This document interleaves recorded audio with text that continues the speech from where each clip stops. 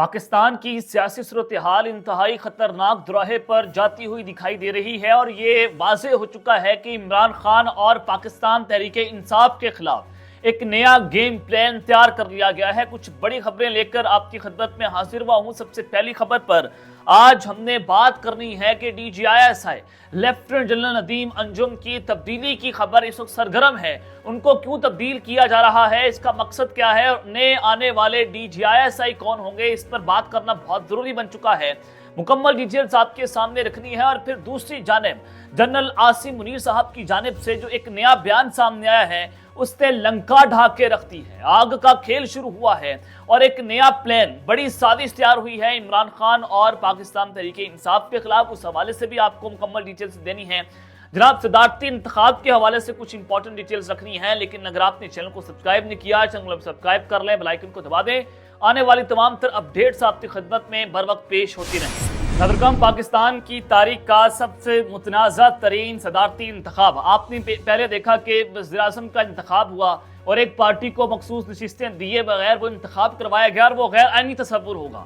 اگر آئین اور قانون کی بات کریں، چیف جسٹس قاضی فائز عیسیٰ لمبا لیٹنے کی بجائے پاکستان میں آئین کو فوقیت دیں بجائے بھوٹوں کے، وہ انتخاب جو ہے وہ غیر آئینی تصور ہو سکتا ہے۔ لیکن یہاں پر آپ سب کو پتہ ہے کہ جس کی لاٹھی اس کی بھینس، رائٹ از رائٹ۔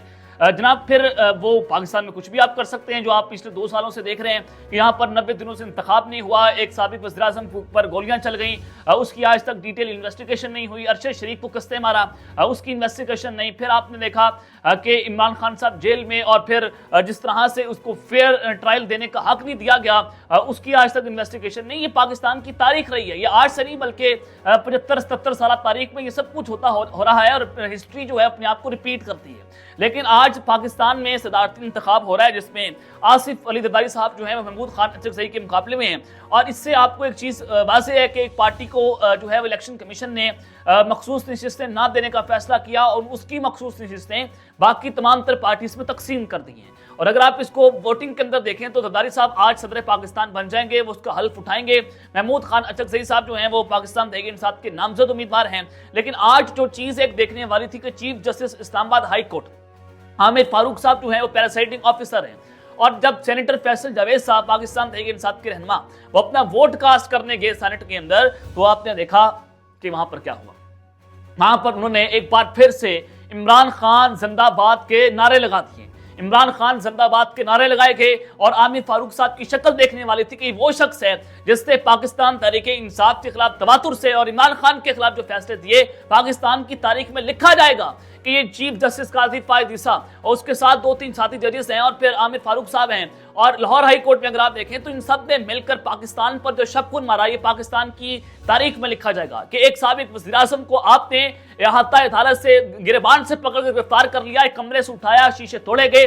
عامر فاروق صاحب نے کہا تھا کہ وہ گرفتاری جو ہے وہ آئینی ہے، آپ کی عدالت سے ایک شخص کو، سابق وزیر اعظم کو اٹھایا جاتا ہے، حالانکہ کسی بھی شخص کو آپ احاطہ عدالت سے گرفتار نہیں کر سکتے تھے۔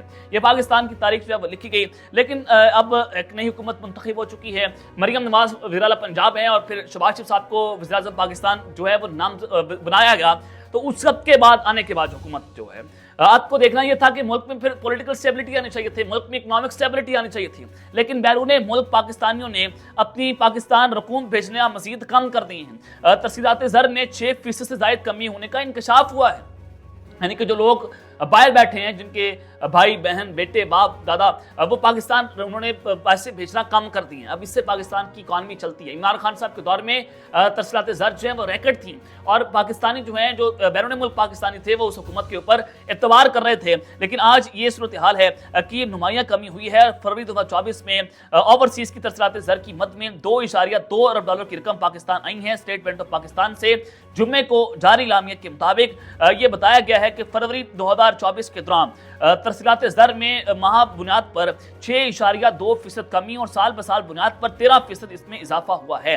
اب یہ صورتحال ہے کہ بیرون ملک پاکستانی بھی اس پر اعتماد کرنے کو تیار نہیں ہیں، اور آج کی سب سے اچھی خبر یہ ہے کہ اینکر عمران خان ریاض صاحب جو ہیں ان کو انسداد دہشت گردی کی عدالت نے زمان پر حملہ کیس میں رہا کرنے کا، ضمانت پر منظور کرنے کا فیصلہ کر لیا، اور انسداد دہشت گردی کی عدالت کے جج جو ہیں ارشد جاوید چدر صاحب نے، انہوں نے درخواست پر سماعت کی اور عدالت نے اینٹی کرپشن کے मुकदमे में इमरान खान साहब की जमानत जो है मंजूर करते हुए 1 लाख रुपए का मुचलका जमा करवाने का हुक्म दिया था। इमरान रियाज को 27 मार्च को पुलिस पर हमले और तोड़ फोड़ के मुकदमे में गिरफ्तार किया गया था। बोंडा किस्म का हमला था, केस जो बनाया गया था उसमें इमरान रियाज साहब जो है उनकी आज जमानत मंजूर हो चुकी है। चलें, एक अच्छी खबर है। और फिर दूसरी जानिब पाकिस्तान तहरीक इंसाफ ने सियासी कुव्वतों के दरमियान मुफाहमत की ख्वाहिश का इजहार कर दिया है। शेर अब्दुल मरवत साहब ने कहा कि सियासी इंतकाम के चक्कर में बहुत सारी ज्यादतियां हो गई, इस अमल का खात्मा होना चाहिए। तहरीक इंसाफ की डील सिर्फ सियासी कुव्वतों से हो सकती है। हम हुकूमत और एस्टैब्लिशमेंट के दरमियान दरार पड़ने का इंतजार नहीं करेंगे। अब हम चाहते हैं कि सियासी कुव्वतों के दरमियान मुफाहमत हो। पाकिस्तान तहरीक इंसाफ ने कभी ये नहीं कहा कि सियासी कुव्वतों से बात नहीं हो सकती, मगर बातचीत के एजेंडे पर इख्तलाफ है। हमेशा से ये होता रहा कि एक पार्टी पर से तरह आकर दूसरे को तख्ता मशक बनाती है। हम चाहते हैं कि इस अमल का खात्मा होना चाहिए। पाकिस्तान तहरीक इंसाफ के साथ होने वाली धांधली का सबसे ज्यादा फायदा एमकेएम को हुआ। एमकेएम के उम्मीदवारों ने किसी हल्के में 6000, किसी हल्के में 10,000 वोट लिए, मगर उनको सीटें इतनी दी गई कि जो सूरत हाल है कि उनको खुद नहीं पता था कि इतनी सीटें हमारे पास कहां से आ गई। हमारे तो इतने उम्मीदवार नहीं थे। पीपल्स पार्टी ने पाकिस्तान तहरीक इंसाफ को ज्यादा नुकसान नहीं पहुंचाया। एस्टैब्लिशमेंट से उनके ताल्लुक अब भी वहीं खड़े हैं जहां 9 मई की रात को खड़े थे। पाकिस्तान तहरीक इंसाफ ने कभी ये नहीं कहा कि हमारी सियासी हुकूमतों से बात नहीं हो सकती है। चलें, ये पाकिस्तान तहरीक इंसाफ ने एक दोस्ती का कदम बढ़ाया, चले अच्छी बात है। ये पाकिस्तान की सियासत में होना भी चाहिए। क्या आप हमेशा से इंतजार करते हैं कि एस्टैब्लिशमेंट आपके साथ बात करें, बजाय इसके कि आप सियासी कुव्वतों से बात करें? हमें एस्टैब्लिशमेंट की तरफ नहीं देखना चाहिए। आपने खुद पाकिस्तान की एस्टैब्लिशमेंट को सियासत के अंदर इन्वॉल्व किया है। अगर आप इनको माइनस करना चाहें, तमाम सियासी कुव्वतें मिलकर एक हो जाएं और आप इनको माइनस कर सकते हैं, लेकिन अपनी मफादात की खातिर, इक़्तिदार की खातिर, अपने वीडियोस की खातिर, अपने केसेस की खातिर आप क्या कुछ नहीं करते। आप इक़्तिदार भी लेते हैं, आप मारे भी खाते हैं, आप जूतियां भी खाते हैं, फिर उन्हीं के साथ डीलें करके फिर वापस आ जाते हैं। ये पाकिस्तान की सियासत में हमेशा चलता रहा है। लेकिन जनाब, आज जो खबर है कि आग का खेल शुरू हुआ है। ये आग का खेल क्या है? आग का खेल आपने देखा कि जैसी निगरान हुकूमतें आई, ये 3 माह की निगरान हुकूमत थी, लेकिन ये चलते चलते साल तक हुई। पंजाब और केपीके में 30 जो इलेक्शंस का ऐलान हुआ था, सुप्रीम कोर्ट ऑफ पाकिस्तान के हुक्म की जो हुक्म है उसको हवा में उड़ाया गया, इलेक्शन सही हुए। निगरान हुकूमत वफाक के अंदर भी जनाब उन्होंने गैर आईनी तौर पर काम किया, और उससे बढ़कर जो जुल्म ढाए गए इस निगरान हुकूमत की जेर असर, वो भी आपने देखा कि इमरान खान साहब के घर पर हमले हुए। मोहसिन नकी ने जो बेगैरती की हद पार कर दी थी। मोहसिन नकी जो है निगरान वज़ीर आला पंजाब, उन्होंने इमरान खान साहब के घर पर हमला किया, उस्मान पार्क में घुसने की कोशिश की, खान साहब को कत्ल करवाने की कोशिश की। मुबैना तौर पर सारी कोशिशें आपने होती हुई देखी थी। लेकिन फिर अब जो खबर है, जो आग से खेलने की खबर आ रही है, वो आपके सामने मैं रख भी देता हूं कि जनाब मोहसिन नकी साहब जो है उनको निगरान वज़ीर आला पंजाब दायरा खत्म हो गए, तो उनको फौरी तौर पर पीसीबी का चेयरमैन बनाया गया।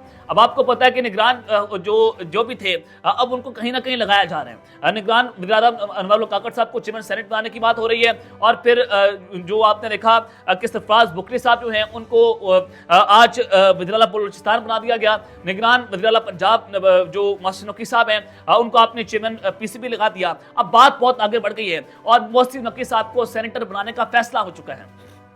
ये हुक्मरान इत्तेहाद के एक नामजद उम्मीदवार होंगे सेनेट के, और इनको सेनेटर बनाया जाएगा। और उससे भी खतरनाक खबर ये है कि इनको निगरान जो है वो अब चूंकि ये वफाकी हुकूमत बन चुकी है, तो इनको वज़ीर दाखिला बनाया जाने का इम्कान है। ये खबर मौजूद है कि इनको सेनेटर बनाकर वज़ीर दाखिला बनाया जाएगा, और फिर वही कुछ होगा जो 9 मई हुआ, फिर वही कुछ होगा जो पाकिस्तान तहरीक इंसाफ के साथ हुआ। और नजम सेठी साहब ने यहाँ पर कहा कि मोहसिन नकी का किरदार पंजाब में इस्टेब्लिशमेंट को बहुत पसंद आया, जो क्रैकडाउन उन्होंने किया, जो माओ बहनों बेटियों पर जुल्म किया, वो सब कुछ उन पर बहुत अच्छा लगा है उनको। तो पाकिस्तान तहरीक इंसाफ वालों से पूछें कि इन्होंने क्या कुछ नहीं किया, ये क्रेडिट उनको जाता है। तो इस सब के अंदर जनाब असद कैसर साहब जो हैं वो सामने आए। उन्होंने कहा कि 9 मई वाकयात के पीछे निगरान वज़ीर आला मोहसिन नकी था, वो वफाक में वज़ीर दाखिला बने तो हम उनको वेलकम करेंगे। मोहसिन नकी के साथ तहफ़्फ़ुज़ात से बहुत आगे की बात है। अगर मोहसिन नकी को लगाकर पैगाम दिया गया तो हम बहुत सख्त मैसेज देंगे, हम किसी के गुलाम नहीं हैं। पाकिस्तान तहरीक इंसाफ ने यहाँ पर ऐलान जंग कर दिया है कि हम किसी के गुलाम नहीं हैं। और उन्होंने कहा कि इलेक्शन में जिस तरह धांधली हुई उसमें कोई शर्म नहीं की गई। पहले धांधली होती थी लेकिन कोई तरीका होता था, अब इनके पास कोई इखलाकी कुव्वत नहीं है, ये इखलाकी तौर पर गिर चुके हैं, और हम अपने हक के पीछे नहीं हटेंगे। जिन सियासी जमातों के इलेक्शन तहफ़्फ़ुज़ात हैं उनको भी इकट्ठा कर रहे हैं। सुप्रीम कोर्ट को चाहिए कि जुडिशल कमीशन बनाए, फिर क्रेडिबिलिटी वाले जजेस को कमीशन में शामिल किया जाए। हम अभी तक कानूनी जंग लड़ रहे हैं, ताहाल मुल्क की मशत चले, लेकिन अगर वो लोग जिनके पास मैंडेट ना हुआ वो वज़ीर आज़म वज़ीर बने, उनके पास जरा भी अखलाकियात नहीं है। हमारा लीडर बार बार कह चुका है कि मुल्क भी हमारी है, ये फौज भी हमारा है। हम चाहते हैं कि इदारे अपने दायरे में रहकर काम करें, हम मुल्क में नारकी नहीं पैदा करना चाहते। असद कैसर ने कहा कि अब निगरान वज़ीर-ए-आला मोहसिन नकवी जो हैं वो 9 मई वाक़यात के पीछे हैं। अब वो वज़ीर दाखिला बनने जा रहे हैं और उनको हम वेलकम करेंगे और हम बहुत सख्त किस्म का रद्द-ए-अमल देने जा रहे हैं। और उन्होंने मजीद कहा कि हमें मजबूर किया जा रहा है कि कानूनी ऑप्शन छोड़कर सड़कों पर आएं। अगर हमारी बात ना सुनी गई तो हम अपने हक के लिए लड़ेंगे और हम सबसे पहले कानूनी जदोजहद करेंगे, अवाम की वोट को तस्लीम किया जाए। अभी तक इलेक्टोरल कॉलेज मुकम्मल नहीं हुआ, तो लिहाजा आप कैसे सदर पाकिस्तान सेनेट के इंतखाब या वज़ीर-ए-आज़म जो है उनका इंतखाब कर सकते थे। और उन्होंने कहा कि अब ये पाकिस्तान की डिसाइसिव मोमेंट्स हैं, तो लिहाजा ये ऐलान जंग हुआ है पाकिस्तान तहरीक इंसाफ की जानिब से कि हम आप किसी से कोई नरमी नहीं बरतेंगे।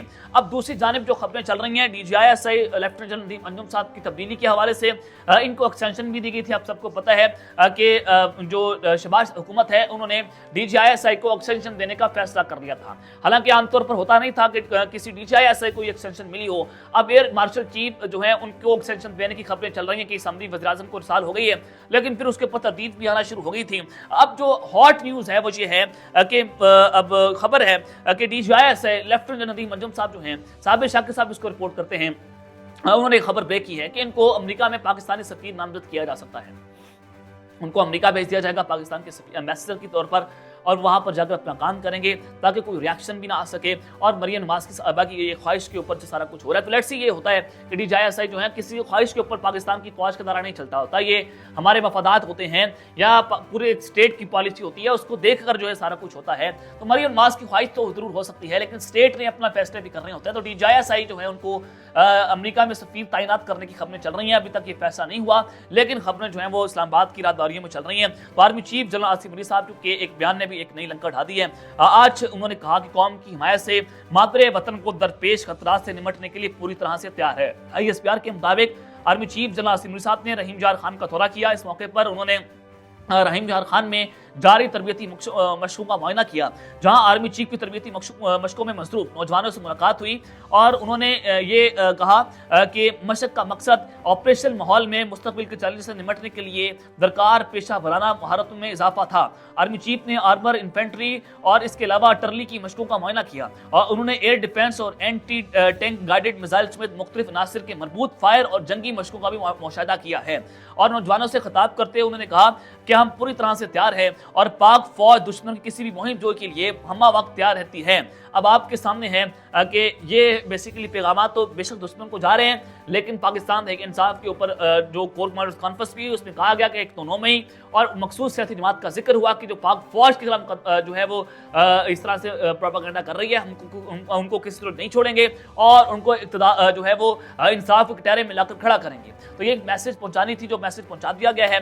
ये पाकिस्तान तहरीक इंसाफ के लिए एक बुरा वक्त शुरू होने जा रहा है कि मोहसिन नकवी साहब को जो है वो वज़ीर दाखिला बनाना, DGI-SI को अमरीकी सफीर तैनात और फिर army chief general Asif Ali साहब के बयानात और कोर कमांडर्स कॉन्फ्रेंस, इन सबको मिलाकर देखा जाए कि पाकिस्तान तहरीक इंसाफ जो है अब उनके लिए मजीद मुश्किलात बढ़ने जा रही हैं। अब तक के लिए अपना ख्याल रखिएगा और इस जंग पर लाज़मी ख्याल रखना। पाकिस्तान जिंदाबाद।